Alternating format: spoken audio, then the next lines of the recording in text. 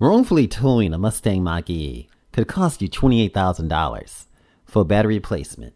Now, electric vehicles are still an awesome thing, and this could lead to ridiculous situations.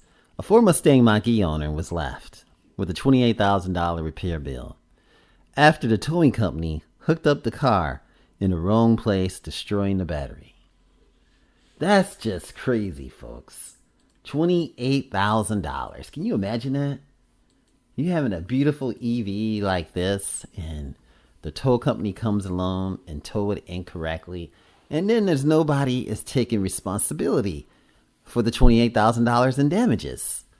And boy, you would be pissed off, folks. And you would have to hire an attorney so you could sue them and then recover your money. Now, you think car makers know a thing or two about vehicles they build, and not only this, but Ford send the tow company out to get the vehicle. Now, this is not always the case. This trickles down to a network of dealers and emergency services. So EV owners could face a crazy disaster, folks. This is something that the Ford Mustang Mach-E owner learned firsthand after his car refused to drive, where the dash warning says, "Pull over safely." Wow, he called for roadside assistance, and a tow truck was dispatched to take the crossover to the nearest Ford dealer for troubleshooting. Unfortunately, the wrong towing procedure resulted in the car battery being destroyed. Now, according to the owner, the crossover was hooked up incorrectly by the battery rail, which caused the cooling system to malfunction and leak. $28,000 repair bill, folks. And no one's taking responsibility because they don't want to pay that $28,000. But the tow truck company has to have insurance, so they're going to have to lawyer up. The tow company hooked into the battery rail and damaged the batteries. $28,000. Now, Ford customers care tells us that you have to deal with a GERO claims for roadside assistance. A GERO, that is.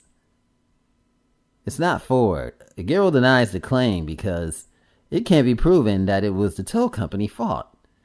It could have happened when a car was transported to Florida. Ford says it's not their fault. My insurance company says it's not claimable through them, writes the owner on the Mach-E forum. Wow, what a sad day. This is not the first time the Mach-E needs battery replacements after it has been towed.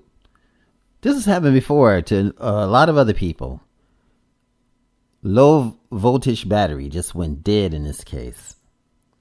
The towing company insurance in this particular case covered the damaged battery replacement bill. Didn't go smoothly, folks. It didn't go smoothly. And the bottom line is you have to do a lot of research before you buy an EV. You gotta know, because you don't want to be stuck with the bill that you can't pay for. It could be a mess, folks.